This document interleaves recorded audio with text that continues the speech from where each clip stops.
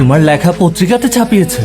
তুমি একদিন অনেক বড় লেখক হবা, দেখিনি। লেখক না লেখিকা, আর হবা না হবে। আমাদের সব সময় শুদ্ধ ভাষায় কথা বলার চেষ্টা করা উচিত। গ্রামের মেয়ে হয়েও তুমি যে সবসময় শুদ্ধ ভাষায় কথা বলার চেষ্টা করো না, এই ব্যাপারটা আমার ভীষণ ভালো লাগে। আসি, ধন্যবাদ।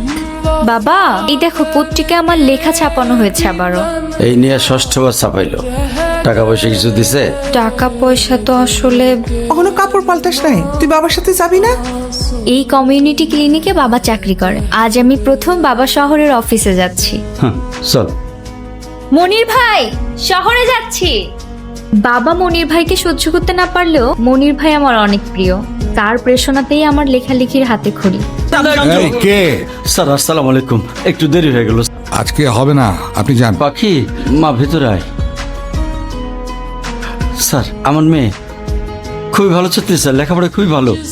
এবার এইচএসসি দিল। আর বললো তো আজকে হবে না। আপনি এই দাঁড়াও। আসসালামু আলাইকুম আঙ্কেল। ওয়ালাইকুম আসসালাম। বসো। কি নাম তোমার? আমার নাম রাবেয়া খাতুন পাখি। আচ্ছা, তোমার কি বিয়ে হয়ে গেছে? না, আপনার মেয়ের তো স্যার পছন্দ করছে, ওরে বিয়ে করতে চাই। কি? কি করে? কি হয়েছে? কত বড় সাহস! আমার অফিসের বস হয়েছে তো কি হয়েছে? 45 বছর বয়স, বউর সাথে ডিভোর্স হয়ে গেছে, সে চাই আমার পাখিরে বিয়া করতে।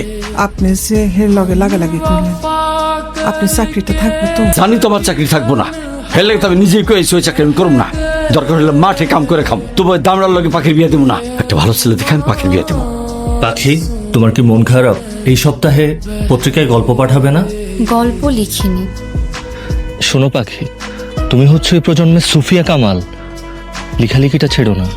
মন ভালো না থাকলে লেখালেখি কোথা থেকে আসবে? মনের খাবার হাসি মুখ। বাবা চাকরি ছাড়ার পর আমাদের হাসি মুখ মলিন হয়ে গেছে। আপনার কি মনটা খারাপ? না, শরীরটা খারাপ। ডিম আনতে ভুলেন না। আচ্ছা ঠিক আছে। পাখির বাবা, পাখি, তোমার বাবা স্ট্রোক করেছে, দ্রুত বাড়ি চলো। আমার বাবা মারা গেল, মাথা থেকে ছায়া সরে গেল। তার মানে আমি এতিম হয়ে গেলাম। সবাই বলে আমার ভাগ্য রেখা নাকি ভালো না।